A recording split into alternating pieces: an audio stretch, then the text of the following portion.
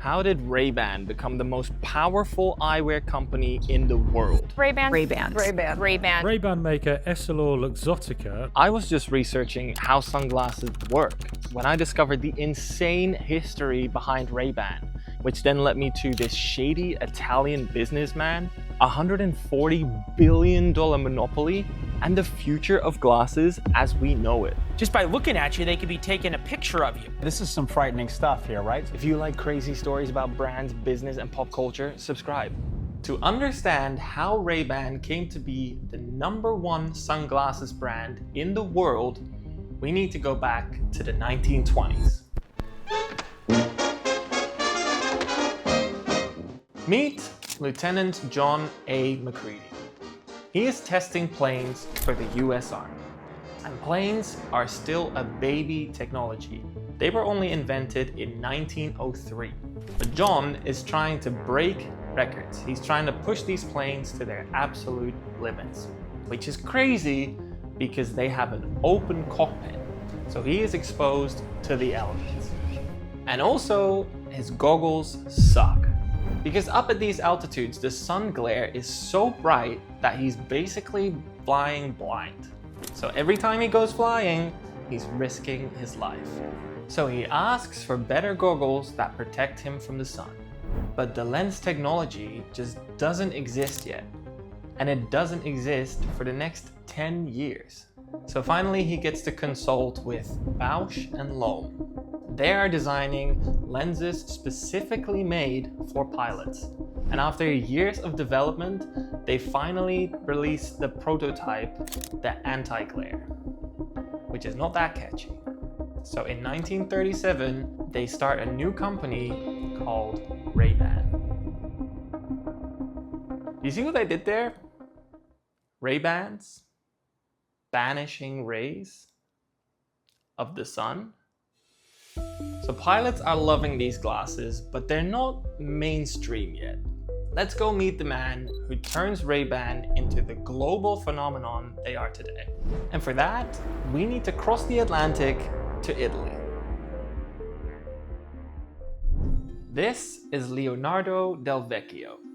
He grew up extremely poor. His father had died before he was even born, and his mother was left to look after 6 children. So she sent him to an orphanage. He wasn't an orphan, but the media loves to make him out to be one because it makes for a much juicier story.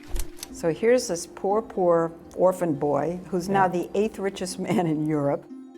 Del Vecchio started working at only 14. Over the next decade, he would learn skills such as metalworking and engraving, and he would use those skills to start his company, Luxottica. He's only 26 when he starts his company, which is the same age as me. What am I doing with my life? For a while, Luxottica was only making these small metal parts for glasses, like these hinges. But Leonardo pretty quickly realized that he could make way more money if he just made the whole thing himself. So he cut out the middleman and he started his own line of eyewear. He has a dream that glasses could be so much more than just utilitarian. They could also be fashion. Vogue eyewear by Luxottica. What do you want people to see? I want you to see where it all started. By the end of the 80s, he was making glasses for brands like Armani and Chanel. Dolce, Gabbana, we have Versace, we have Burberry, we have Ralph Lauren, we have Tiffany, we have Bulgari. Which is great news for him. He is thriving. But why are we talking about Leonardo del Vecchio in particular? More on that later. But first, let's go back to America to see how our Ray-Bans are doing.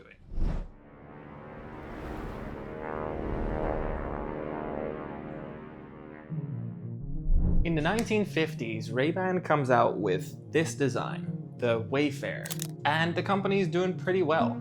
But by the 1980s, the hype had kind of died down, and in 1981, Ray-Ban had only sold 18,000 pairs worldwide, which is not a lot. So they reached out to an ad placement company and paid them $50,000, and they promised that they would put their sunglasses all over Hollywood. And for the next 5 years, their sunglasses appeared in over 60 movies and TV shows, which definitely helped their sales, but none as much as Tom Cruise in Risky Business. Just take those old records off the shelf. 1 year later, sales exploded. Ray-Ban sold over 360,000 pairs of sunglasses, and a few years later, Tom Cruise did it again in Top Gun. Is there something wrong? Yes, ma'am. The data on the MiG is inaccurate. So Tom Cruise is doing great things for Ray-Ban, but I think that there is one man who had an even bigger impact on the brand, and probably unintentionally because he didn't get paid for it. But that guy is Michael Jackson. I am a big fan of Michael Jackson. This was me at 9 years old for Halloween. But yeah, anyway, Michael Jackson didn't actually get paid to wear these glasses, but he used them to hide from paparazzi because he was constantly harassed. As soon as he showed himself in public, the cameras would go crazy for him. All right, guys. Hey, Michael. Open up. Come on, guys. Open up. He became so well known for wearing specifically Wayfarers and Aviators that when he won his record-breaking 7th Grammy in one night, this happened. I made a deal with myself. If I win one more award, which is this award, which is 7, which is a record, I would take off my glasses.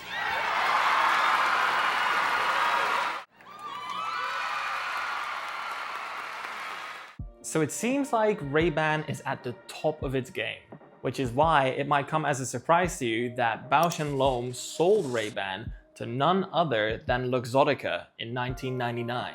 But why would B&L sell their most profitable brand?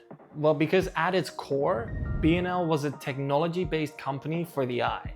And by the 90s, Ray-Ban had become a liability for them. The quality was slipping, and the sunglasses were mostly being sold in gas stations. They had kind of lost their edge. Here's what Leonardo does.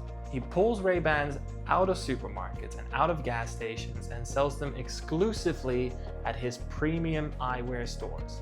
Thanks to Luxottica, Ray-Ban is now considered luxury eyewear. So since we last checked in with Leonardo, he has been busy. He wanted to control the entire eyewear industry. So he's been buying up brands, retail shops, manufacturers, and even an insurance company. Consider what happened to Oakley, the world-famous maker of advanced sports eyewear.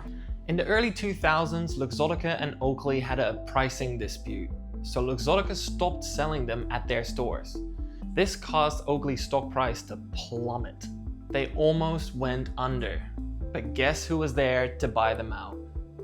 Luxottica. You bought So we're Oakley. talking... They tried to compete and they lost, and then you bought them. There were some issues between the two companies. They understood that life was better together. For a company that isn't a monopoly, Luxottica makes it really hard for anyone to compete with them.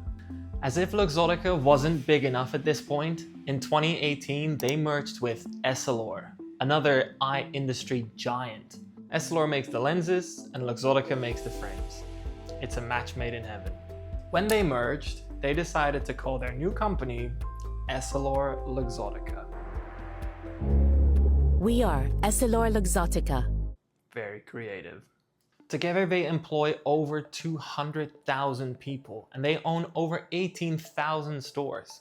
The company's valuation is currently around $142 billion. The crazy thing is that even with all of these brands and all of these stores under their umbrella, Ray-Ban alone pulls in over 10% of their total revenue every year. And thanks to some recent innovations, Ray-Ban is now the largest and most profitable brand in the world. This is Meta Ray-Ban Display. These are glasses with the classic style that you'd expect from Ray-Ban, but they're the first AI glasses with a high-resolution display. And the crazy thing is, these are the first smart glasses that I would actually wear. And I already own and love these Ray-Ban Wayfarers. I mean, they're fake, but I still love the design. The Wayfarer design is actually so popular that it kind of falls under the radar. I mean, think about it. If you're on a train and you see someone wearing these, you're not even thinking twice about it. If you see someone on a train wearing these, you'd notice. And it might make you uncomfortable knowing that they could be filming you. And that's the genius of the Meta Ray-Ban collab. Then another stroke of genius is the AI integration. Every question you ask Meta AI or every video that you record goes straight into Meta's cloud, with which they train their AI models. AI models are already being trained on basically every piece of data that there is on the internet, but they need more data to keep improving. And what's the best way to get more information? Wearable tech. Consumers will actually pay you to train your AI with data on their daily lives. It's the perfect solution. Ray-Ban Meta smart glasses are already cool looking, subtle, and pretty affordable. Hey Meta, call my lawyer. With over $50 billion into R&D, the powers that be are in deep. I think that this is going to be a game changer. And they're desperately hoping that smart glasses become something that you can't live without. So, Ray-Bans have definitely come a long way since the 1930s. Just imagine telling Lieutenant McCready that his tinted lenses are now being used to live stream impromptu paint fights. To be honest, I'm excited to see this technology continue to be developed. Let me know in the comments, would you buy smart glasses? And what do you think the future of wearable tech looks like? Make sure to like and subscribe if you're interested in brands, business, and pop culture. See you next time.